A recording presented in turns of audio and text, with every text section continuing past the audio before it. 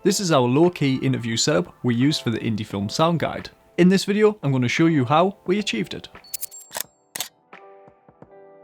Rocket Stock's Lightly Pack Illuminate is a sure way to impress your viewers. Shot all in 4K, it's an unbeatable way to lift your videos to new cinematic heights. A low-key interview setup can come in handy if your location doesn't look great, or if your subject matter requires a dramatic look. The space we used was a large empty room, with high ceilings, teal coloured walls and a 9-foot window. We closed the blinds to make the room completely dark, and placed our subject in the middle of the room, and then started to set up our lights. First was the key light. We used a single can light which allows us to screw in any E27 bulb. The bulb we used was 115 watts and balanced to 5500 Kelvin and was 1.5 meters away. The light was pointed directly towards the subject's right hand side, which will become clear in a moment. To modify the light, we used some homemade barn doors to flag the light off the walls, and then added diffusion paper to parts of the light.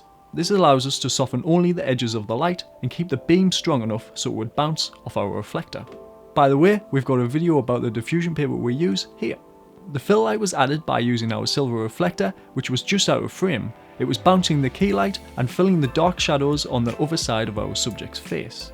Then we added an edge light to separate our subject from the background. This was achieved by using an Aperture HR627C light set to 5500 Kelvin, the same temperature as our key light. We set it to 25% brightness and placed it 1.8 meters away from our subject. The last light we added was daylight from the window. We opened the blinds just a little to add a streak of light onto the back wall. The camera we used was a Sony A7S, 1.2 meters away from the subject.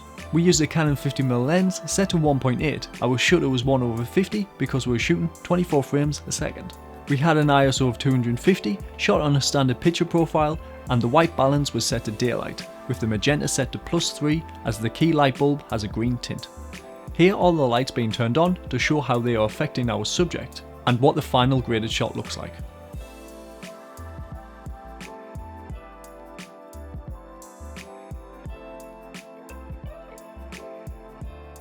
Big thanks to the team at Rocket Stock. All of the light leaks you saw in this episode come from their Illuminate collection. You can use these great effects in your next video too. Just head over to rocketstock.com from the link in the description.